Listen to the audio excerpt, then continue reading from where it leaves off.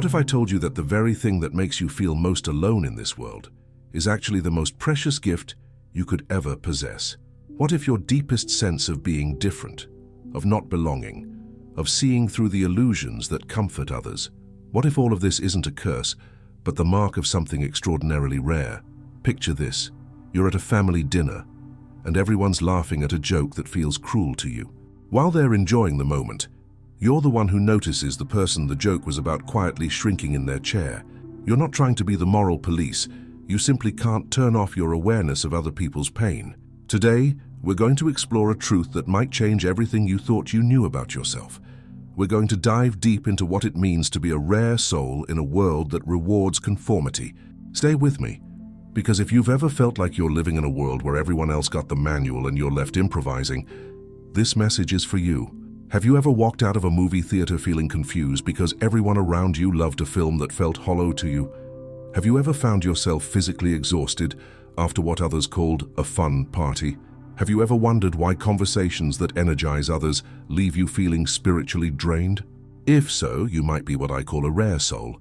And before you think this is about feeling special or superior, let me be absolutely clear. This isn't about ego. This is about understanding a way of being that comes with both profound gifts and genuine, sometimes painful challenges. Maybe you were the child who cried when you saw Roadkill, not because you were weak, but because you felt the weight of that lost life in a way others couldn't understand. Perhaps you were the teenager who couldn't enjoy gossip because you kept thinking about how it would feel to be talked about that way. Or maybe you're the adult who leaves networking events feeling empty because all those conversations about success and achievement felt like elaborate performances. This persistent feeling of operating on a different frequency from most people, it's the first unmistakable sign of a rare soul. While everyone around you seems to be following a carefully written script, you're constantly improvising, trying to figure out how to be authentic in situations that feel fundamentally inauthentic.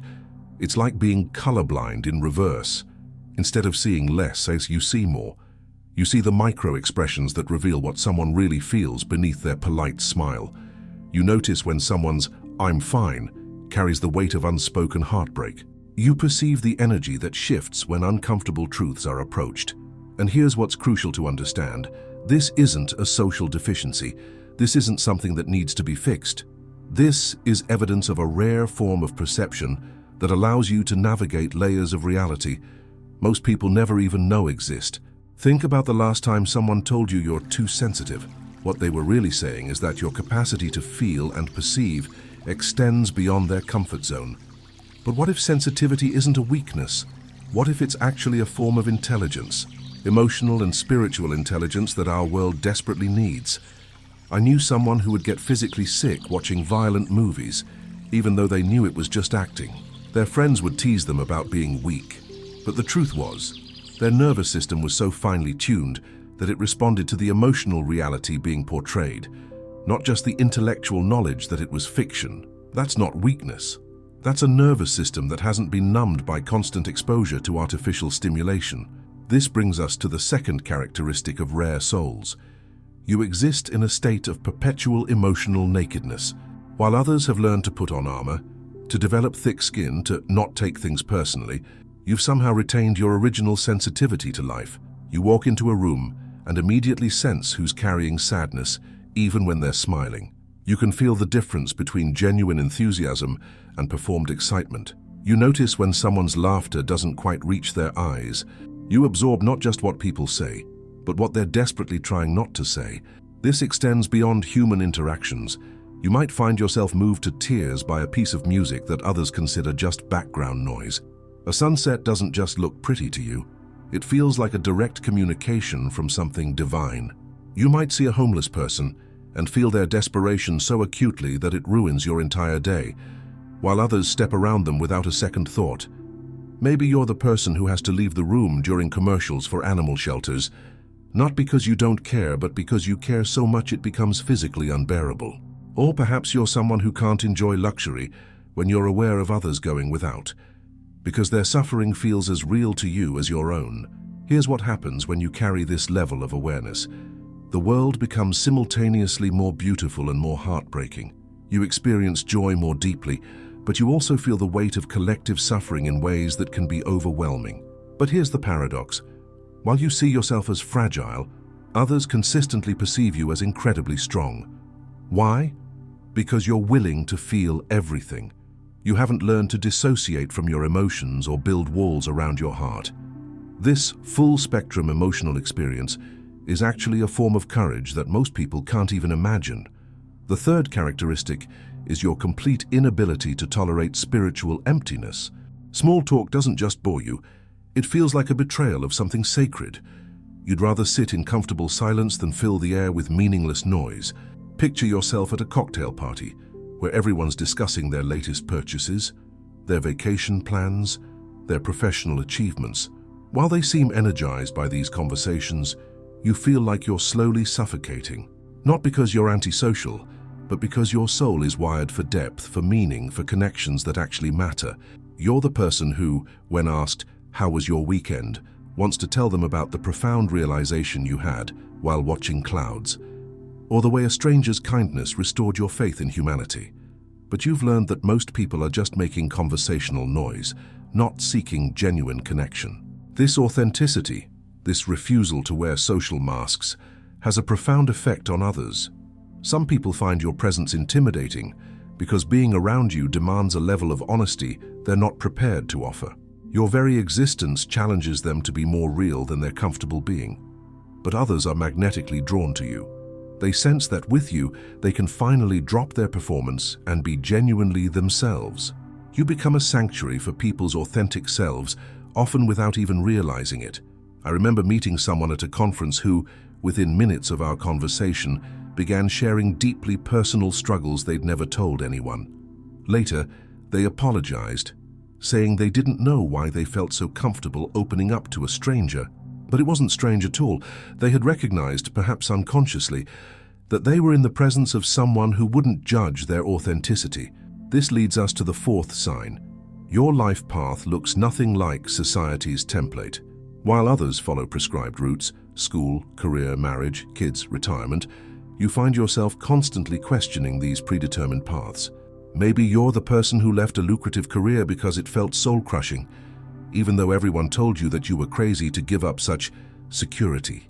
Perhaps you've remained single while others pressured you to settle down, not because you fear commitment, but because you refuse to compromise on the depth of connection you know is possible. Or maybe you've chosen to live simply while others accumulate possessions, because you've realized that experiences and relationships are the only wealth that truly matters. The courage this requires is immense.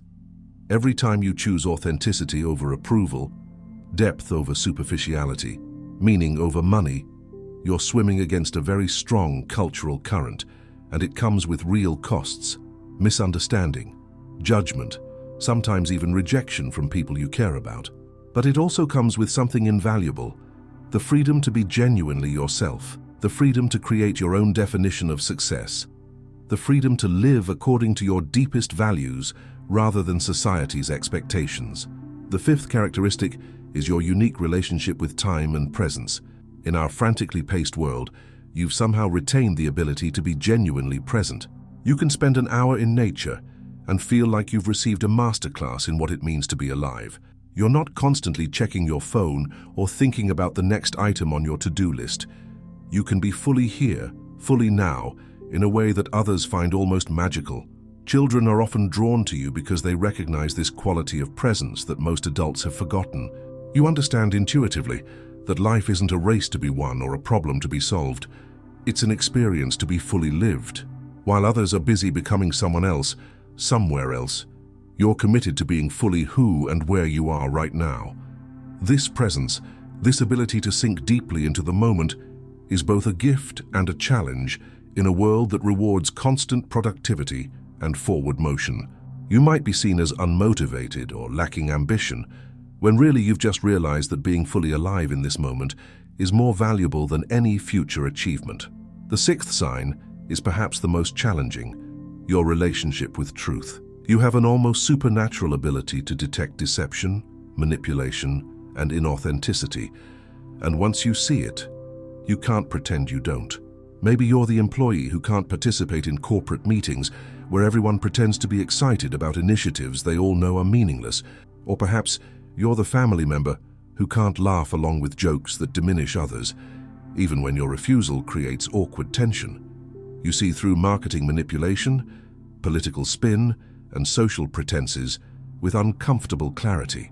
This makes you a natural truth-teller, often whether you want that role or not. People find themselves confessing things to you they've never told anyone else, seeking your counsel, because they know you'll offer honesty rather than what they want to hear. But this also makes you a mirror that reflects uncomfortable truths. Your presence alone can make others more aware of their own compromises, their own areas of self-deception, and not everyone is ready for that level of self-confrontation. I once knew someone who couldn't maintain friendships with people who were dishonest in their relationships, not because they were judgmental, but because being around infidelity and deception made them physically sick. They weren't trying to be the morality police.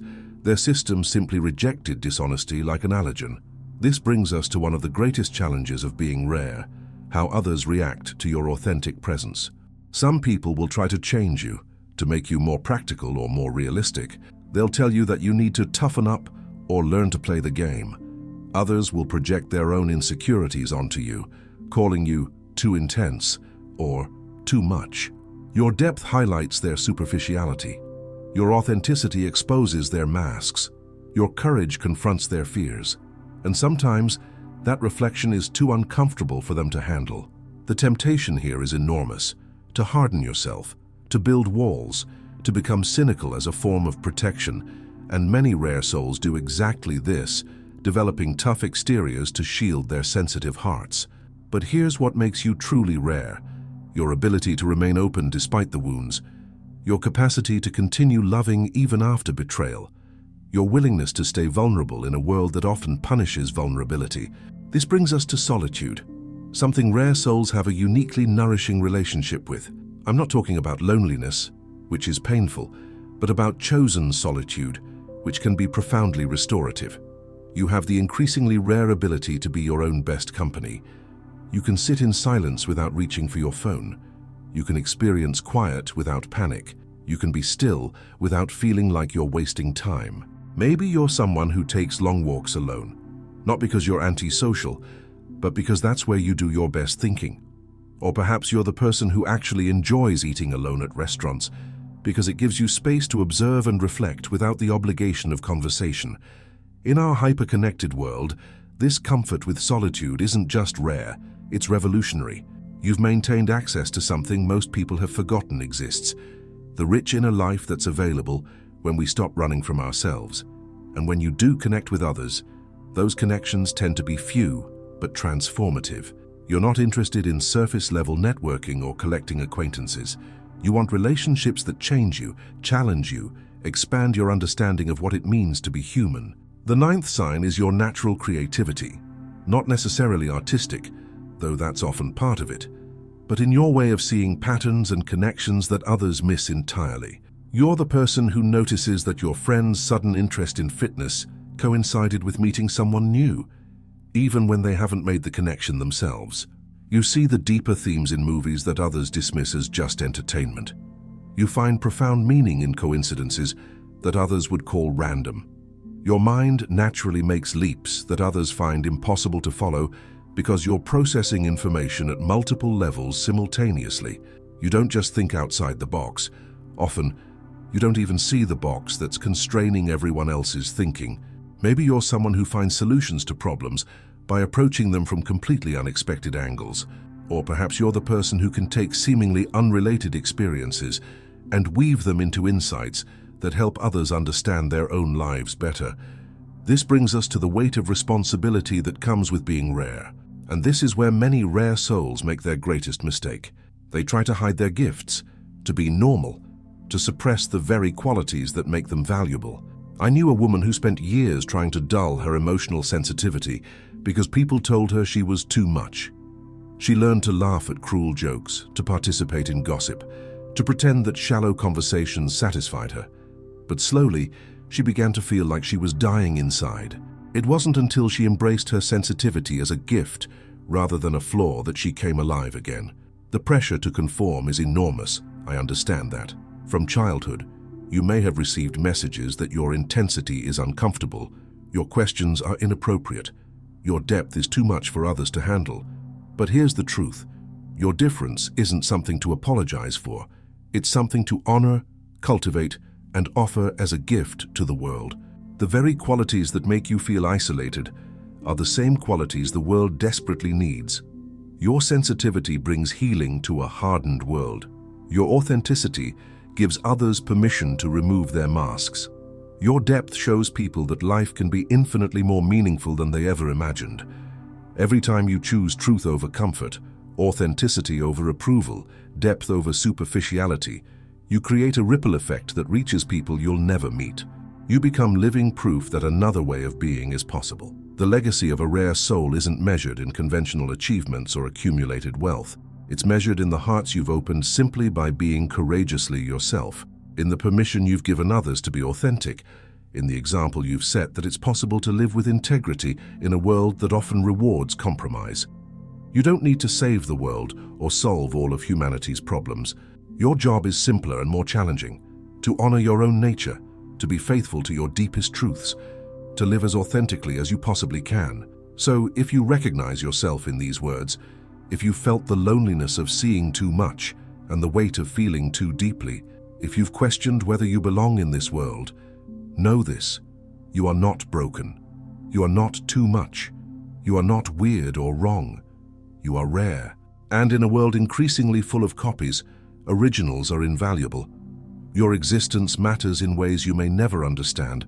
Every moment you choose to be authentically yourself, you make it easier for another rare soul to do the same. You're not just living your life, you're pioneering a way of being that others can follow. Perhaps you've been that person for someone else without even knowing it. Maybe your refusal to laugh at a cruel joke gave someone else permission to speak up. Maybe your authenticity in a room full of pretense helped someone else feel less alone. Maybe your courage to be vulnerable inspired someone else to open their heart. This is your invitation to stop apologizing for who you are and start celebrating it. Stop trying to fit into spaces that were never meant for you and start creating your own. Stop hiding your gifts and start sharing them with a world that needs exactly what you have to offer. If this message has touched something deep within you, if you've felt seen and understood in ways that you rarely experience, I want to invite you to do something important. Subscribe to this channel and hit that like button, not just for the algorithm, but as a way of saying, I'm here, I'm listening, and I refuse to dim my light anymore. There are others like you out there, other rare souls who have been walking this path alone, wondering if they're the only ones who see the world this way, questioning whether their sensitivity is a gift or a curse. When you engage with this content, when you share it with someone who might need to hear it, you help create a community where none of us have to journey alone. By subscribing, you're joining a family of souls who understand that being different isn't something to cure, it's something to celebrate. You're becoming part of a movement that says authenticity matters more than approval, depth matters more than popularity, and truth matters more than comfort. Together, we can create a world where rare souls don't have to choose between being themselves and belonging, where sensitivity is recognized as strength, where depth is valued over superficiality, where the courage to be authentic is honored rather than punished. So subscribe, like us, and most importantly, keep being exactly who you are. The world doesn't need another copy of someone else. It needs the first and only you that will ever exist. Remember this above all else. You are not alone in your rarity.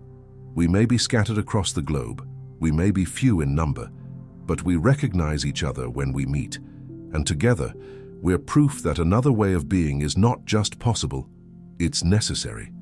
In a world of mass production, handcrafted souls like yours are priceless, and it's time the world recognized that.